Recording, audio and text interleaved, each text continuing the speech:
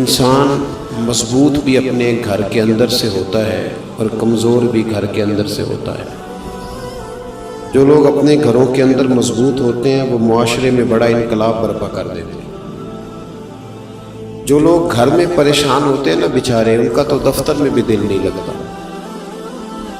جو گھر کے اندر آزمائش کا شکار ہوتے ہیں وہ کچھ نہیں کر پاتے۔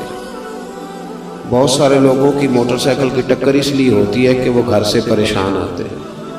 بھلے جتنا مرضی کہے کہ میں نہیں گھر والوں کی باتوں کا اثر لیتا، لیکن گھر انسان کے ساتھ جڑا ہوا ہے۔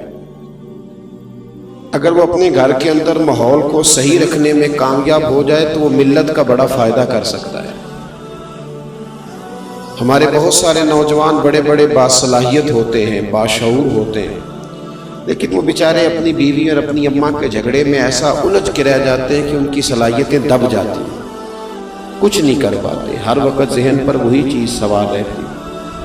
اللہ تبارک و تعالیٰ نے ہمیں جو دین عطا فرمایا وہ بڑا خوبصورت ہے۔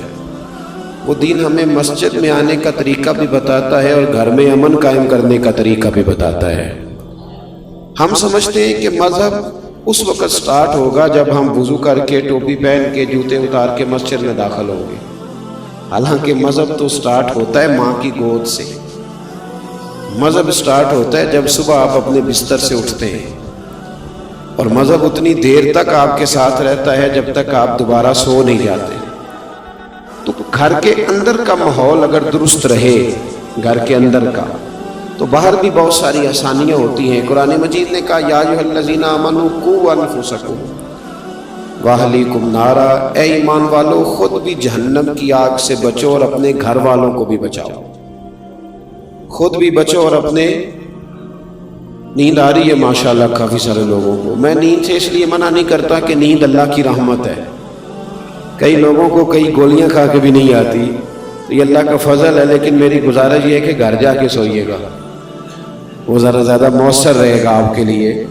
تو آپ تھوڑی دیر میری بات پہ توجہ فرمائیں۔ فرمایا یا ایھا الذین آمنوا قوا انفسکم واہلیکم نارا، اے ایمان والو خود بھی جہنم کی آگ سے بچو اور اپنے گھر والوں کو بھی دوزخ کی آگ سے بچاؤ۔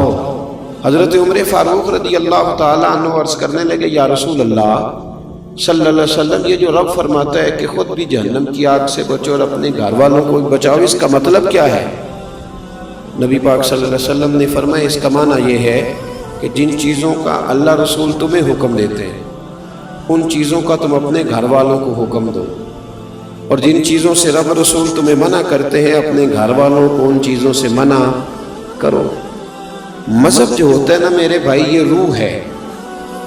وجود سارا صحیح ہو، اندر سے روح نکل جائے تو نہ آنکھوں کو دیکھنے کی لذت ملتی ہے، نہ کانوں کو سننے کا ذائقہ، سارا وجود بیکار ہے۔ گھر کے اندر دولت ہو، مال ہو، بچے بھی ہوں، بیوی بھی ہو، ماں باپ بھی ہوں، رشتہ دار بھی ہوں، تجوری بھی ہو، لیکن گھر میں دین نہ ہو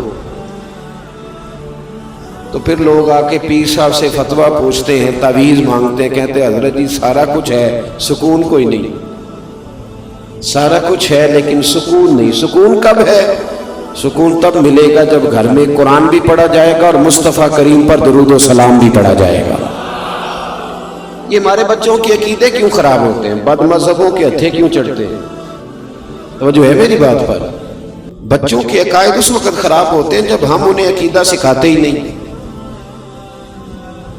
مولوی صاحب کی بات تو وہ اتنی سنے گا جتنی ہم سنتے ہیں، کیونکہ ہم نے بتایا ہوتا ہے کہ یہ مولوی صاحب ہیں، ان کو ہم 10,000 روپیہ ماہانہ تنخواہ دیتے ہیں، تو بچہ بھی سمجھتا ہے کہ چونکہ یہ 10,000 لیتا ہے تو 1 گھنٹہ اس نے جمعے والے دن بات کرنی ہے۔ کیا اس کا وہ اثر لے گا؟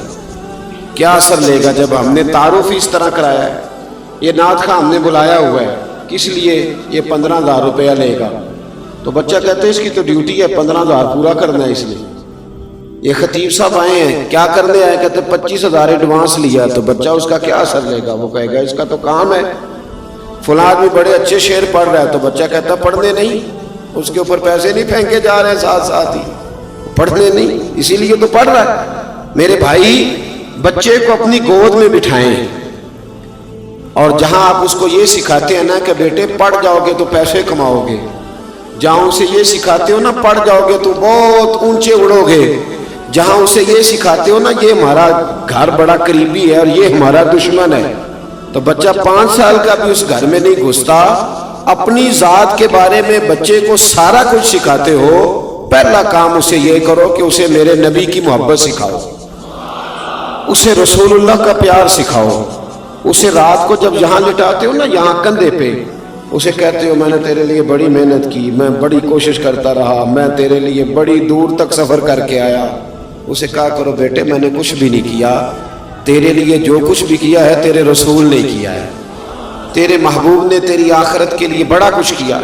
अपने बच्चों को नबी पाक अलैहिस्सलाम की मोहब्बत सिखाएं, उनकी घुट्टी में डालें ये बात। कैसे बिगड़ गया बच्चा, कैसे गैरों के